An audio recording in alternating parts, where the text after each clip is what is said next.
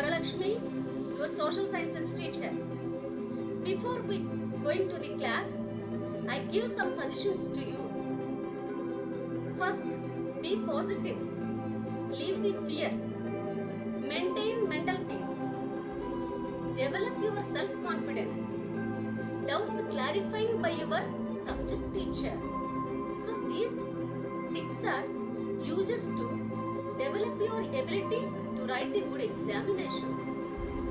So, next coming to the lesson, let us discuss about 10th class, third lesson, production and employment.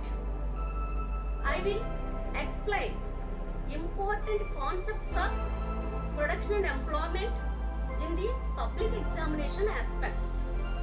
Next, we will go to the concept-based explanation. The economy of any society can be best understood when it is classified into different components or sectors, as three more commonly known. The three classifications are as follows. The first one is primary sector, the second one is secondary sector, the third one is service sector or territory sector. So we discussed how people are engaged in different activities to earn their livelihood. These activities are broadly categorized into three. First one is agriculture and related activities such as fishing, forestry, mining, where nature has a dominant role in the production process. Students, did you understand? ఉత్పత్తి ప్రక్రియలో ప్రధాన పాత్ర పోషించే వ్యవసాయం, మత్స్య పరిశ్రమ, అటవీ, గనులకు సంబంధించిన పనులను వ్యవసాయ రంగానికి సంబంధించిన యాక్టివిటీస్గా మనము secondary sector is related to manufacturing processes and other industries where goods are produced by people using tools or machines. So ఇక్కడ యంత్రాలు, యంత్ర పరికరాలను ఉపయోగించి వస్తువులను ఉత్పత్తి చేయడం, ఇతర పరిశ్రమల వంటివి సెకండరీ సెక్టర్లోనికి వస్తాయి. So next we go to the territory sector or service sector. So the third one is territory sector.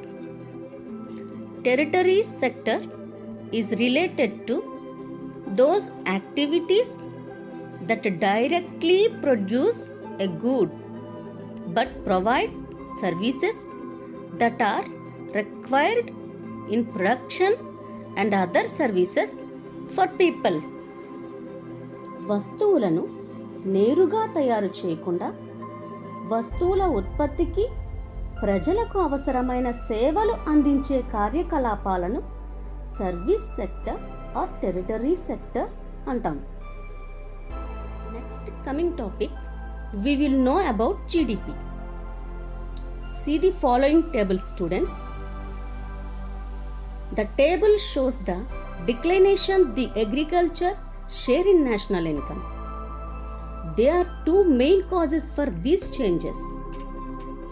One is industrialization, second is more favorable schemes for industrialization than agriculture.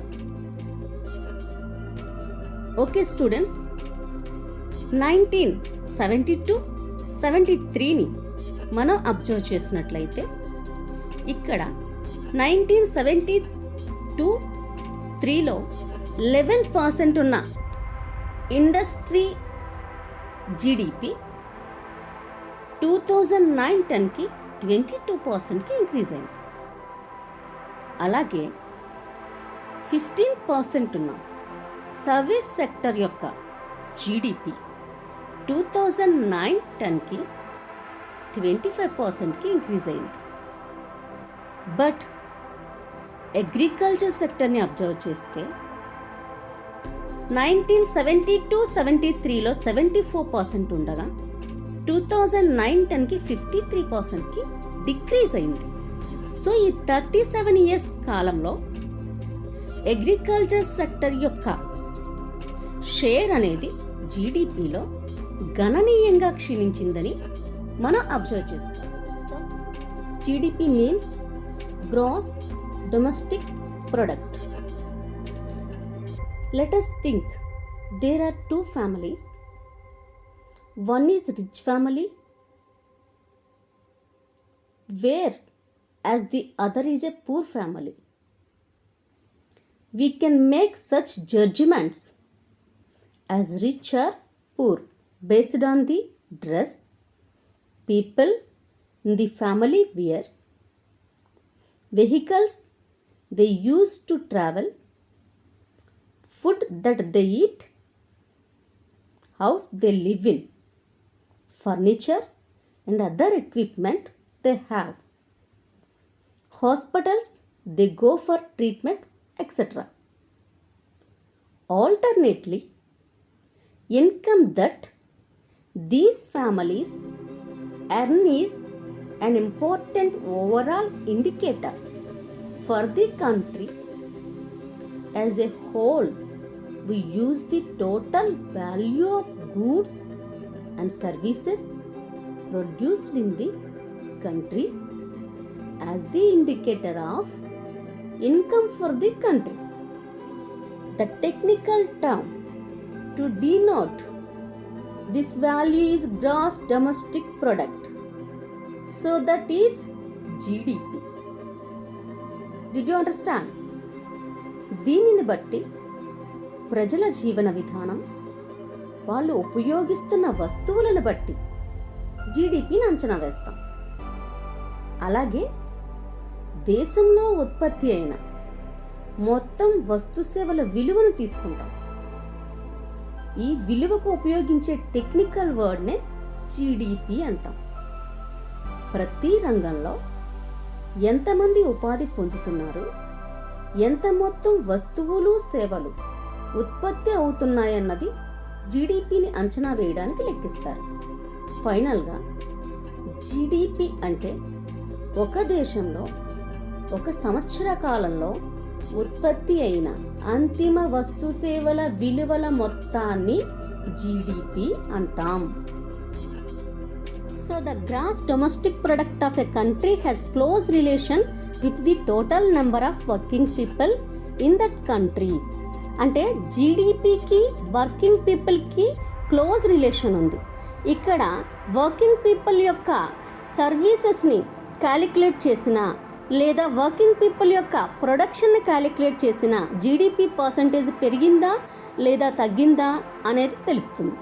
And second thing, దేశంలో ఎంతమంది ఉపాధి పొందుతున్నారు, ఎంత employment ఉంది, ఎంత unemployment ఉందనేది తెలుస్తుంది. అయితే ఈ ఉపాధి అవకాశాలు అనేవి మన యొక్క జీడిపి సంఖ్యను ప్రభావితం చేస్తుంది. ఫ్రెండ్స్, ఇక్కడ గ్రాఫ్ను మనం అబ్జర్వ్ చేసినట్లయితే this bar graph shows the value of GDP for India for 2 different years, 1972 to 73 and 2009 to 10.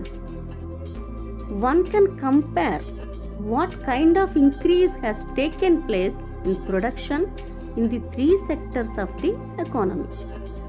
అయితే ఈ బార్ గ్రాఫ్ అనేది 1972-73, 2009-10లకు సంబంధించి భారతదేశ స్థూల జాతీయోత్పత్తి విలువను చూపిస్తుందని మనం చెప్పొచ్చు. 1972-73లో వ్యవసాయ రంగం అధిక ఉత్పత్తిని కలిగి ఉంది. టోటల్ జీడిపి 5,86,346 crores ఉండగా వ్యవసాయ రంగం 2,43,082 crores కలిగి ఉంది. 2009-10లో సేవా రంగం మాత్రం అధిక ఉత్పత్తిని కలిగి ఉంది. అంటే ఇక్కడ 72-73, 2009-10 సంవత్సరాల మధ్య కాలంలోనే భారతదేశంలో ఓవరాల్ వస్తువులు సేవల ఉత్పత్తి సుమారుగా 8 times ఇంక్రీజ్ అయింది.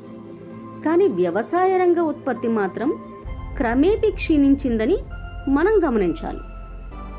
ఇలాంటి బార్ గ్రాఫ్స్ రిపీటెడ్గా మన పబ్లిక్ ఎగ్జామినేషన్లో 4 మార్క్స్ క్వశ్చన్స్ కింద ఇస్తున్నారు. ఎగ్జామినర్స్ దీన్ని థర్డ్ కాంపిటెన్సీ అయినటువంటి ఇన్ఫర్మేషన్ గ్యాదరింగ్ అండ్ కమ్యూనికేషన్ స్కిల్లో దీన్ని ఇవ్వడం అనేది changes in the importance of sectors, value of goods and services produced and employment of people. So importance of sectors, value of goods and services, employment of people, ఇవన్నీ కూడా ఎలాంటి changes వచ్చాయి next అంటే step by step. First 1972 to 73 నుంచి 2009 to 10 వరకు ఒక్కొక్క sector యొక్క ప్రాధాన్యత పెరుగుతూ ఉందా తగ్గుతూ ఉందా, ఏ సెక్టర్లో ఇంక్రీజ్ అయ్యింది ఏ సెక్టర్లో డిక్రీజ్ అయింది అనేది మనం డిస్కస్ చేయాలి. 37 years period the output share of agriculture sector has fallen drastically. అంటే ఈ 37 years పీరియడ్లో అగ్రికల్చర్ సెక్టర్ షేర్ అనేది గణనీయంగా తగ్గిపోయింది. ముఖ్యంగా మన దేశంలో అంటే అగ్రికల్చర్ బేస్డ్ కంట్రీలో కూడా అగ్రికల్చర్ సెక్టర్ షేర్ అనేది కంప్లీట్గా తగ్గిపోయిందని చెప్పొచ్చు. In the fast 50 years there has been a further shift from industry to service sector for developed countries. ఇక్కడ మనం క్యాలిక్యులేట్ చేసినట్లయితే డెవలప్డ్ కంట్రీస్లో ఇండస్ట్రీ టు సర్వీస్ సెక్టర్కి జీడిపి అనేది షిఫ్ట్ అవుతూ వస్తుంది. అంటే the service sector has become the most important in terms of total production. ఈ total ప్రొడక్షన్లో భాగంగా సేవా రంగం అనేది ప్రముఖ పాత్ర వహిస్తుంది ఎక్కడ అభివృద్ధి చెందినటువంటి దేశాలలో. అందువలన పారిశ్రామిక రంగం నుంచి సేవా రంగానికి ఈ జీడిపి అనేది షిఫ్ట్ అవ్వడం వలన ఎక్కువ సేవల యొక్క ప్రాధాన్యత పెరుగుతుంది అని మనము అర్థం చేసుకోవచ్చు. How to create more and better conditions of employment. First, promote and locate industries and services in semi rural areas where a large number of people may be employed. For instance, many farmers decided to grow millets and other cereals. Setting up a flour mill to procure and process these a sell in the cities is one such example. Opening a cold storage could give an opportunity for farmers to store their products like chilies and onions and sell them when the price is good. So, how to create more and better conditions of employment లో భాగంగా మనం దేశంలో ఉన్నటువంటి యువతకు అనేక efficient మెషిన్స్తో ట్రైనప్ చేయడం ద్వారా కూడా మన ఎంప్లాయ్మెంట్ పర్సంటేజ్ని పెంచవచ్చు. We have to train many workers to work efficiently with machines. So అప్పుడు వాళ్ళు ఆ మెషిన్స్తో ఎఫిషియెంట్గా వర్క్ చేయగలుగుతారు, ఎక్కువ ప్రొడక్షన్ని ఇంక్రీజ్ చేయగలుగుతారు, తద్వారా మన జీడిపి పర్సంటేజ్ కూడా పెరుగుతుంది. ఇక్కడ ఫాలోయింగ్ పైగ్రాఫ్ని మనం అబ్జర్వ్ చేసినట్లయితే 1972 to 73 అండ్ 2009 to 10ల గ్రాస్ డొమెస్టిక్ ప్రొడక్ట్ యొక్క షేర్ను చూపిస్తుంది. So what are the important aspects including in the pie graph? The 5 important aspects including in the pie graph. The first one is agriculture, the second one is industry, the third one is trade, hotels, transport and communication, the fourth one is finance, insurance and real estate, the fifth one is community, social and personal services. So, ఈ సర్వీసెస్లో ఏ ఆస్పెక్ట్లో జీడిపిని పెంచడంలో ఈ sectors అనేవి కీలక పాత్ర పోషించాయి అనేది ఈ పైగ్రాఫ్ అనేది మనకి వివరిస్తుంది. సో ఇక్కడ పైగ్రాఫ్ని మనం అబ్జర్వ్ చేసినట్లయితే 1972 టు 73లో అగ్రికల్చర్ సెక్టర్ యొక్క షేర్ అనేది 43%గా ఉంది. బట్ 2009 టు 10కి వచ్చేసరికి 17%కి డిక్రీజ్ అయిపోయింది. అండ్ సెకండ్ ఇండస్ట్రియల్ సెక్టర్ని మనం అబ్జర్వ్ చేసినట్లయితే 1970 టు 73లో 22% షేర్ అనేది ఉంది జీడిపిలో. అయితే అది గ్రాడ్యువల్గా 26%కి ఇంక్రీజ్ అయింది. Trade and hotels, transport, communication సర్వీసెస్లో 1972 టు 73కి 15%గా ఉంది. బట్ ఇది 2009-10కి 27%కి ఇంక్రీజ్ అయింది. Finance and insurance, real estate services కూడా 72 టు 73లో కేవలం 8% మాత్రమే. బట్ గ్రాడ్యువల్గా 17%కి ఇంక్రీజ్ అవ్వడం అనేది జరిగింది.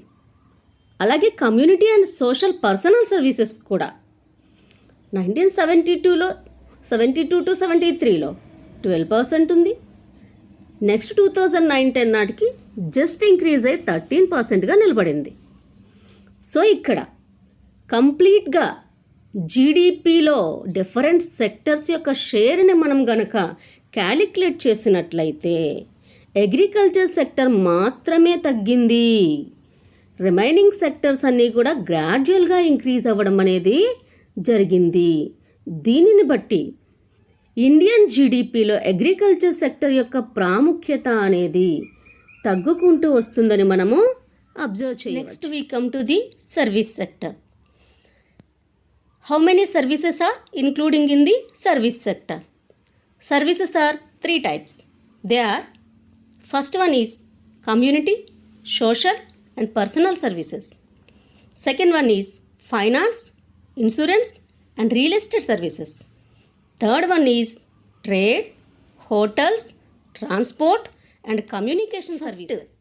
Community, social and personal servicesని మనం చూసినట్లయితే ఇందులో public administration, defence, education, health, veterinary activities, media, library, museums and other services including in the particular services. So ఇక్కడ ప్రభుత్వ పాలనా యంత్రాంగం, దేశ రక్షణ, విద్య, వైద్యం, పశువైద్య కార్యకలాపాలు, ప్రసార మాధ్యమాలు, గ్రంథాలయాలు, పురాతన దస్తావేజుల నిర్వహణ, మ్యూజియం, ఇతర సాంస్కృతిక కార్యకలాపాలన్నీ కూడా ప్రజా సామాజిక వ్యక్తిగత సేవల్లోకి వస్తాయి. Community, social and personal services, ప్రజా సామాజిక వ్యక్తిగత సేవలు. ఎగ్జాంపుల్: ప్రభుత్వ పాలనా యంత్రాంగం, అడ్మినిస్ట్రేషన్ సిస్టమ్, దేశ రక్షణ, education, health, veterinary activities, media, libraries, museums, including in the community, social and personal services, finance, insurance, real estate services, services of banks, post office saving accounts, non-bank financial companies, life insurance and general insurance corporation, services of brokers and real estate companies, etc. including in particular services.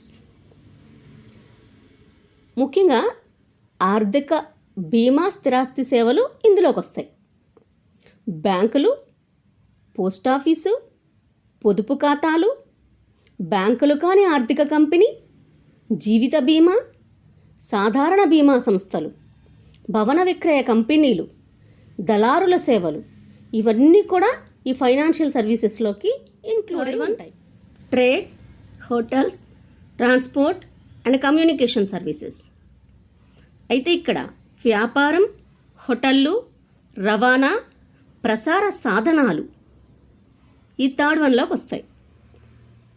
అయితే community and social personal services కానీ, life insurance and general అంటే finance and insurance services కానీ, ఈ third trade and hotel services కానీ, ఇవన్నీ కూడా country యొక్క జీడిపిని పెంచడంలో లేదా కంట్రీ యొక్క జీడిపిని మెరుగుపరచడంలో, ది బెస్ట్ సర్వీసెస్ని పీపుల్కి అందించడంలో కీ రోల్ పోషిస్తున్నాయని మనం students. Next we come to the GDP by agriculture, industry and service sectors. So ఇక్కడ బార్ గ్రాఫ్ని మనం అబ్జర్వ్ చేస్తే ఇందులో 1972 to 73 అండ్ 2009 to 10 యొక్క జీడిపి అనేది ఇండియాలో సెక్టర్ వైజ్గా ఎంత ఉంది అనేది మనకు అర్థమవుతుంది. ఇక్కడ అగ్రికల్చర్ సెక్టర్ని మనం తీసుకున్నట్లయితే అగ్రికల్చర్ సెక్టర్లో 1972 to 73లో ఇండియా యొక్క జీడిపి అంటే అగ్రికల్చర్ సెక్టర్లో 2,43,082 crores ఉంది. అంటే భారతదేశం యొక్క స్థూల దేశీయోత్పత్తి అనేది వ్యవసాయ రంగంలో 2,43,082 కోట్లగా ఉంది. ఇది 2009-10 వచ్చేసరికి 7,64,817 crores-కి పెరిగింది. అంటే భారతదేశ స్థూల దేశీయోత్పత్తి అనేది 2009-10 నాటికి వ్యవసాయ రంగంలో 7,64,817 కోట్లు అన్నమాట. సెకండ్ సెక్టర్ అయినటువంటి ఇండస్ట్రియల్ సెక్టర్కి మనం వచ్చినట్లయితే ఇండస్ట్రియల్ సెక్టర్లో 1972 to 73లో ఇండియాలో ఇండస్ట్రియల్ సెక్టర్ జీడిపి అనేది 1,33,917 crores-గా ఉంది. అది 2009-10 నాటికి 11,73,089 crores-గా మారింది. అంటే కొంత అగ్రికల్చర్ సెక్టర్ కంటే కొంచెం బెటర్గా ఇంప్రూవ్ అయిందని చెప్పచ్చు. నెక్స్ట్ థర్డ్ సెక్టర్ అయినటువంటి సర్వీస్ సెక్టర్కి వచ్చినట్లయితే సర్వీస్ సెక్టర్లో భారతదేశం యొక్క స్థూల దేశీయోత్పత్తి అనేది 1972 to 73 నాటికి 2,09,352 crores అంటే 2,09,352 కోట్లు అన్నమాట. అయితే అది 2009-10 నాటికి వచ్చేసరికి 25,78,165 crores-కి ఇంప్రూవ్ అయ్యింది. అంటే ఈ మిగిలిన రెండు సెక్టర్స్ కంటే సర్వీస్ సెక్టర్ యొక్క పర్సెంటేజ్ స్థూల దేశీయోత్పత్తిలో గణనీయంగా పెరిగింది అని మనం గమనించవచ్చు ఈ గ్రాఫ్ ద్వారా. ఇక్కడ మనం ఇప్పుడు చెప్పుకున్నటువంటి బార్ గ్రాఫ్ మీద కొన్ని క్వశ్చన్ అండ్ ఆన్సర్స్ మన టెక్స్ట్ బుక్లో ఇవ్వడం జరిగింది. ఆ క్వశ్చన్ అండ్ ఆన్సర్స్ ఏంటి అంటే, which was the largest producing sector in 1972 to 73? 1972 to 73లో ఎక్కువ ప్రొడ్యూస్ చేస్తున్నటువంటి సెక్టర్, ఎక్కువ గూడ్స్ని ప్రొడ్యూస్ చేస్తున్నటువంటి సెక్టర్ ఏంటి అని అడిగారు. అక్కడ మనకు క్లియర్గా కనిపిస్తూనే ఉంది agriculture sector. And second question కింద ఏ క్వశ్చన్ ఇచ్చాడంటే, which was the largest producing sector in 2009 to 10? Already we explained, మనం ఎక్స్ప్లెయిన్ చేసుకున్నాం. సర్వీస్ సెక్టర్ అనేది గణనీయంగా పెరిగింది, సర్వీస్ సెక్టర్ యొక్క పర్సెంటేజ్ అనేది. సో దీన్ని బట్టి ఈ క్వశ్చన్ ఆన్సర్గా మనం సర్వీస్ సెక్టర్ని తీసుకోవచ్చు. ఇంకా ఫిల్ ఇన్ ది బ్లాంక్ ఇవ్వడం జరిగింది. The total value of production of goods and services in India increased approximately dash times between 1972 to 73 and 2009 to 10 అని అడిగాడు. ఇక్కడ మనము డాష్లో 7.7 అన్నాం. అంటే 7.7 టైమ్స్ అనేది ఈ total value of production of goods and services అనేవి మన ఇండియాలో అప్రాక్సిమేట్గా ఇంక్రీజ్ అవ్వడం అనేది జరిగింది. Next we discuss organised and unorganised sector employment in India. Organised sector covers those enterprises or places of work where the terms of employment are regular and therefore people have assured work. They are registered by the government and have to follow its rules and regulations which are given in various laws such as the Factories Act, Minimum Wages Act, Shops and Establishments Act, etc. It is called organized because it has some formal processes and procedures. Workers in the organized sector enjoy security of employment. They are expected to work only for the fixed number of hours. If they work more, they have to be paid overtime by the employer. They also get several other benefits from the employers. They get paid leave, payment during holidays, provident fund, etc. They are supposed to get medical benefits, and under the laws, the employer has to ensure facilities like drinking water and safe working environment. When they retire, many of these workers get pensions as well. People who work in the government or with companies or large establishments are all in the organized sector. So ఇక్కడ organised సెక్టర్లో ఒక క్రమబద్ధమైన పనివేళలు, రెగ్యులర్గా సాలరీసు, provident fund and pensions, ఇతర సౌకర్యాలన్నీ ఉంటాయి. అయితే organised సెక్టర్లో ఒక ఎంటర్ప్రెన్యూర్గా మారాలన్నా, లేదంటే ఒక షాప్ అండ్ ఎస్టాబ్లిషర్గా మారాలన్నా, లేదంటే ఏదైనా ఒక కొత్త ప్రాజెక్ట్ని స్టార్ట్ చేయాలి అన్నా minimum wages act, factories act, ఇలా అనేక రకాలైనటువంటి యాక్టులకి, చట్టాలకు లోబడి అనేక గవర్నమెంట్ విధించినటువంటి పరిమితులను అంగీకరిస్తూ దాని పర్మిషన్ కోసం ప్రయత్నం చేయాల్సి ఉంటుంది. దీనితో పాటుగా ఆర్గనైజ్డ్ సెక్టర్లో ఒక సంస్థాపరమైనటువంటి నిర్ణయాలని తీసుకోవడానికి కానీ, లేదంటే ఒక ఎంటర్ప్రెన్యూర్ ఒక ఫ్యాక్టరీని ముందుకు నడిపించాలన్నా ఖచ్చితంగా గవర్నమెంట్కి కొంత ఇన్ఫర్మేషను, కొంత పర్మిషను, ఇవన్నీ కూడా అవసరం అవుతాయి. సో ఆర్గనైజ్డ్ సెక్టర్లో ఇంత స్ట్రిక్ట్ రూల్స్ అండ్ రెగ్యులేషన్ ఉండడం వల్ల ఈ రెగ్యులేషన్స్కి లోబడి ప్రతి ఎంటర్ప్రెన్యూర్ ప్రవర్తించవలసి ఉంటుంది. Students, see the following pie graph. This pie graph explains how much percentage of workers worked in the organized sector and how much percentage of workers worked in the unorganized sector. So 92% of workers found in the unorganized sector. Only 8% of workers worked in the organized sector. అంటే unorganised సెక్టర్లో అంటే సరి అయినటువంటి ఉద్యోగ భద్రత లేకుండా, సరైనటువంటి పనివేళలు లేకుండా ఉన్న అనార్గనైజ్డ్ సెక్టర్లో పనిచేస్తున్న వర్కర్సే 92% ఉన్నారు మన ఇండియాలో. But only correct timings and all facilities కలిగి ఉన్నటువంటి వర్కర్స్ మాత్రం ఓన్లీ 8% మాత్రమే మన ఇండియాలో ఉన్నారు. ఈ పైగ్రాఫ్ని మనం అబ్జర్వ్ చేసినట్లయితే ఓవరాల్ ఇండియన్ కంట్రీలో ఆర్గనైజ్డ్ సెక్టర్లో ఎంతమంది పీపుల్ వర్క్ చేస్తూ ఉన్నారు అండ్ అన్ఆర్గనైజ్డ్ సెక్టర్లో ఎంతమంది పీపుల్ వర్క్ చేస్తూ ఉన్నారు అనేది తెలుస్తుంది. And second thing, how much percentage of GDP in the organised sector and how much percentage of GDP in the unorganised sector అనేది కూడా మనకి ఇక్కడ కనిపిస్తుంది. అయితే 92% of people working in the unorganised sector, only 8% of people working in the organised sector.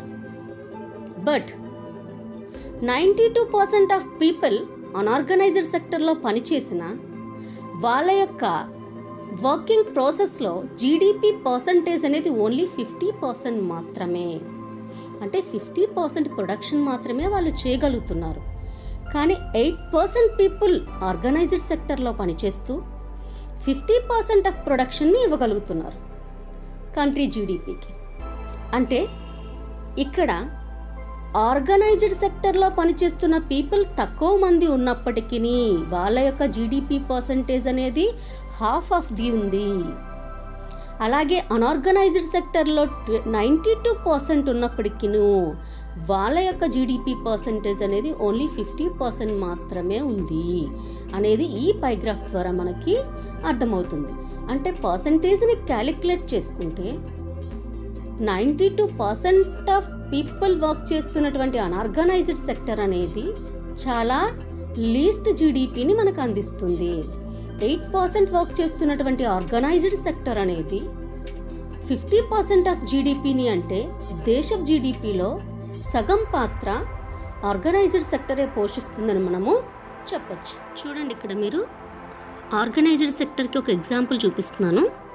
Organized sector covers those enterprises or places of work where the terms of employment are regular and therefore people have assured work.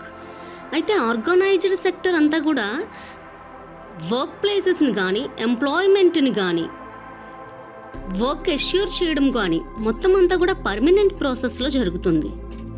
కాబట్టి ఇక్కడ రెగ్యులర్గా wages వస్తాయి, కంప్లీట్గా అన్ని రకాల facilities కలుగుతాయి. ఇక్కడ work చేయడానికి ఆ వర్కింగ్ ప్లేస్ని సెలెక్ట్ చేసుకోవడంలో కానీ లేదా ఎంప్లాయ్మెంట్ని పొందడంలో కానీ కొన్ని క్వాలిఫికేషన్స్ కూడా మనకి అవసరం అవుతాయి. మీకు టెక్స్ట్ బుక్లో ఇచ్చినటువంటి ఎగ్జాంపుల్ ఒకటి చూపిస్తున్నాను. నరసింహ అంటే ఆర్గనైజ్డ్ సెక్టర్లో పనిచేసేటువంటి నరసింహ అనేటువంటి ఎంప్లాయీ యొక్క డీటెయిల్స్ ఇక్కడ ఇవ్వడం అనేది జరిగింది. Narasimha works in a government office. He attends his office from 9:30 a.m. to 5:30 p.m. He uses his motorbike to travel from house to office, which is about 5 kilometers. He gets his salary regularly at the end of the every month, deposited in his bank account. In addition to the salary, he also gets provident fund as per the rules laid down by the government. He also gets medical and other allowances. Narasimha does not go to office on Sundays. This is a paid holiday. When he joined work, he was given an appointment letter starting all the terms and conditions of work. So ఇక్కడ మీకు నరసింహ అనేటువంటి ఒక employee organised సెక్టర్లో పనిచేస్తున్నటువంటి ఎంప్లాయీని ఎగ్జాంపుల్గా మీకు text బుక్లో ఇవ్వడం జరిగింది. దీన్ని బట్టి మనకి ఏమర్థమవుతుంది, ఇతను ఒక సర్టైన్ టైమింగ్స్ అనేవి ఇతనికి ఉన్నాయి. ఒక పర్టికులర్ పని వేళల్లో ఇతను పనిచేస్తున్నాడు. ఇతను ఆఫీస్కి వెళ్ళి రావడానికి కొంచెం బెటర్ వేజెస్ రావడం వల్ల మోటార్ బైక్ కొనుక్కోగలిగాడు. అలాగే శాలరీ కూడా ఎవ్రీ మంత్ డిపాజిట్ అవుతుంది అతని అకౌంట్లో. శాలరీతో పాటుగా అతను ప్రావిడెంట్ ఫండ్ని కలిగి ఉన్నాడు. అండ్ అతను అదర్ అలవెన్సెస్ని కలిగి ఉన్నాడు. నరసింహ సండేస్ ఆఫీస్కి వెళ్ళాడు. హాలిడేస్ అంటే జనరల్ హాలిడేస్ అవైలబుల్గా ఉన్నాయి అతనికి. దీంతో పాటుగా అతను జాయిన్ అయినప్పుడు అపాయింట్మెంట్ లెటర్తో జాయిన్ అయ్యాడు. ప్రతి హాలిడేకి కూడా అతనికి అమౌంట్ అనేది పెయిడ్ హాలిడేగా ఉంటుంది, అంటే అమౌంట్ జమ అవుతుంది అతని అకౌంట్లో. దీన్ని బట్టి అంటే ఒక ఆర్గనైజ్డ్ సెక్టర్లో పనిచేసేటువంటి ఒక ఎంప్లాయీ యొక్క జీవన విధానం అనేది బెస్ట్గా ఉంటుంది. అతని వేజెస్ బెస్ట్గా ఉంటాయి కాబట్టి అతని జీవన విధానం అనేది బెస్ట్గా ఉంటుందని మనకి ఇక్కడ తెలియజేయడం కోసం ఎగ్జాంపుల్గా ఈ నరసింహాన్ని ఇవ్వడం అనేది. సెక్టర్కి వస్తే మనం the unorganised sector is a characterised by small and scattered units which have remained largely outside the control of the government. There are rules and regulations, but these are not followed or enforced. Jobs here are low paid and not regular. There is no provision for overtime, paid leave, holidays, leave due to sickness, etc. Employment is not secure. People can be asked to leave without any reason when there is less work during some seasons. Some people may be asked to leave. A lot also depends on the whims of the employer, changes in the market situation, అంటే ఇక్కడ unorganised సెక్టర్లో పనిచేస్తున్నటువంటి వాళ్ళందరూ ఎవరు వస్తారు? చిన్న చిన్న భవన నిర్మాణ కార్మికులు కానీ, అలాగే painters, plumbers, repair persons, next other doing చిన్న చిన్న వర్క్స్, చిన్న చిన్న జాబ్స్ చేసుకునే వాళ్ళు. అంటే ఇప్పుడు రోడ్డు పక్కన మనం అనేక రకాలైన వస్తువులను అమ్ముకునే వాళ్ళందరూ కూడా అనార్గనైజ్డ్ సెక్టర్లోకి వస్తారు. సో ఇక్కడ అనార్గనైజ్డ్ సెక్టర్ అనేది చాలా ఎక్కువగా మన ఇండియాలో అనేది ఉంది. అనార్గనైజ్డ్ సెక్టర్లో పనిచేసే వాళ్ళు మన ఇండియాలో ఎక్కువగా ఉన్నారు. అంటే వాళ్ళకి అంటే మోస్ట్ ఆఫ్ ది పీపుల్కి ఇండియాలో ప్రాపర్ వేజెస్ కానీ ఇంకేవీ లేవు, జాబ్ సెక్యూరిటీ కానీ ఏవీ లేవు. కాబట్టి మన ఇండియా డెవలప్డ్ కంట్రీస్ లిస్ట్లో కాకుండా ఇంకా డెవలపింగ్ కంట్రీస్ లిస్ట్లోనే ఉందని మనము చెప్పచ్చు. సో మీకు అన్ఆర్గనైజ్డ్ సెక్టర్లో పనిచేసే వాళ్ళకి ఎగ్జాంపుల్గా మరి మీకు ఇక్కడ 2 స్లైడ్స్ని మిక్స్ చేసి ఇవ్వడం జరిగింది. ఈ 2 స్లైడ్స్ని మీరు అబ్జర్వ్ చేసినట్లయితే whose are worked in the unorganised sector అనేది మీకు బాగా ఇక్కడ మీకు అన్ఆర్గనైజ్డ్ సెక్టర్లో పనిచేస్తున్నటువంటి వర్కర్కి ఎగ్జాంపుల్గా రాజేశ్వరి అనేటువంటి కన్స్ట్రక్షన్ వర్కర్ని ఇవ్వడం జరిగింది టెక్స్ట్ బుక్లో. అయితే she goes for works at 7 AM and returns home at 7 PM. She travels about 8 to 10 kilometers daily for work by bus. Construction workers get 1 hour lunch break between 1 PM to 2 PM. She gets work only for 10 to 12 days a month. In the remaining days, she has no work and she does not get any wage. She gets 150 per day as wages. Mostly she is paid the wages on the spot in the evening. When she works for 3 or 4 days at the same spot, she is paid after the work. She gets more work from February to June. July to January is unseasonal. Rajeshwari is a member of self-help group in her locality. The government pays some compensation if any death or major injury while she is on work. There is no help from the government for the treatment in the accidents while working. She is also part of a group that works under a machine. There are 6 to 10 workers under each machine. అంటే ఇక్కడ చూసినట్లయితే రాజేశ్వరి యొక్క life స్టైల్ని మనం observe చేసినట్లయితే ఆవిడ work అనేది 7 AM నుంచి 7 PM వరకు ఉంటుంది. అంటే అప్రాక్సిమేట్లీ 12 అవర్స్, మ్యాక్సిమం 12 అవర్స్. అయితే ఇక్కడ 8 to 10 kms ఆవిడ ట్రావెల్ చేయాల్సి ఉంటుంది వర్క్ కోసము. తనకు వచ్చినటువంటి వేజెస్లో బస్ ఛార్జెసే చాలా వరకు పోతాయి. అయితే ఈవిడ ఒక్క రోజుకి 150 రూపీస్ తీసుకుంటుంది. అందులో 10 to 12 days మాత్రమే మంత్లో వర్క్ ఉంటుంది.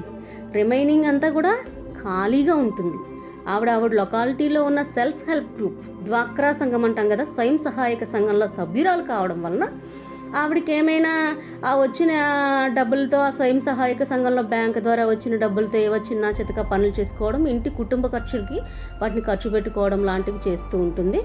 కానీ అంటే ఒక తక్కువ కాలం 10 to 12 days వర్క్ ఉన్న ఒక అన్ఆర్గనైజ్డ్ సెక్టర్ ఎంప్లాయ్ యొక్క జీవన విధానం ఎంత కష్టంగా ఉంది, రాజేశ్వరి యొక్క జీవన విధానం ఎంత కష్టంగా ఉంది, ఆర్గనైజ్డ్ సెక్టర్లో ఉన్నటువంటి నరసింహ యొక్క జీవన విధానం ఎలా ఉంది, ఎంత కంఫర్టబుల్గా ఉంది. ఈ రెండింటినీ కనుక మీరు అర్థం చేసుకున్నట్లయితే ఆర్గనైజ్డ్ సెక్టర్లో వర్క్ చేస్తున్నటువంటి ఎంప్లాయ్ యొక్క బెనిఫిట్స్ ఎలా ఉంటాయి, అన్ఆర్గనైజ్డ్ సెక్టర్లో పనిచేస్తున్నటువంటి ఎంప్లాయీ యొక్క ప్రాబ్లమ్స్ ఎలా ఉంటాయి అనేది మీరు ఈజీగా అండర్స్టాండ్ చేసుకోగలుగుతారు. ఈ లెసన్ నుంచి మనకి 6 కాంపిటెన్సీస్లో 3rd కాంపిటెన్సీ అయినటువంటి information gathering and communication skills నుంచి ఎక్కువ క్వశ్చన్ ఆన్సర్స్ రిపీటెడ్గా వస్తున్నాయి. అయితే ఇందులో టేబుల్ టు టెక్స్ట్ కానీ, టెక్స్ట్ టు టేబుల్ కానీ, గ్రాఫ్ టు టెక్స్ట్ కానీ, టెక్స్ట్ టు గ్రాఫ్ కానీ ఇలా డిఫరెంట్ ఆస్పెక్ట్స్లో క్వశ్చన్ ఆన్సర్స్ రావడం జరుగుతుంది. ఫైనాన్షియల్ ఇయర్ అని కానీ ఇలాంటి చిన్నవి కాన్సెప్చువల్ అండర్స్టాండింగ్లో క్వశ్చన్స్ ఇవ్వడం అనేది జరుగుతుంది. జీడిపి అనేది కూడా ఇంపార్టెంట్.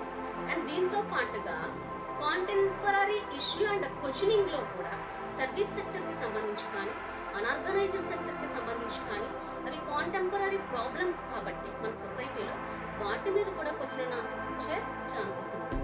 సో వీటన్నింటినీ కాన్సన్ట్రేట్ చేయండి. అందుకే పైగ్రాఫ్, బార్గ్రాఫ్, టేబుల్స్ మీద నేను కాన్సన్ట్రేట్ చేసి మీకు కంప్లీట్ ఎక్స్ప్లెనేషన్ అనేది ఇవ్వడం జరిగింది. అండ్ వీటితో పాటుగా కంపల్సరీ ఎగ్జామినేషన్స్ అయితే ఉంటాయి. 100% ఎగ్జామినేషన్స్ ఉంటాయి అని ఏపీ గవర్నమెంట్ అనౌన్స్ చేసింది. సో అందరూ బాగా చదువుకోండి.